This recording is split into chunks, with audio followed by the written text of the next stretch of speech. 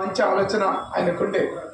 నేను ఇప్పుడు కూడా సాయిప్రియ కానీ వాళ్ళ సిస్టర్స్ కానీ వాళ్ళ బ్రదర్ మంచి పోలీస్ ఆఫీసర్గా పనిచేసినటువంటి వీరికి కానీ నేను ఏమంటా అంటే దుర్గాజీ గారి యొక్క ఆశయాలని నెరవేర్చేటటువంటి క్రమంలో వారి పేరు మీద ఈ రాష్ట్రంలో ఒక మంచి కోచింగ్ సెంటర్ అకాడమీ పెడితే బాగుంటుందనేది నా ఆలోచన.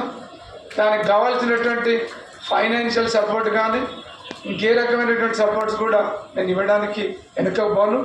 ఆయన పేరు స్థిరస్థాయిగా తెలంగాణ రాష్ట్ర జ్యుడిషియల్ అకాడమీలో నిలబడిపోయేటట్టుగా మనం ఒక సెంటర్ ఏర్పాటు చేస్తే బాగుంటుంది.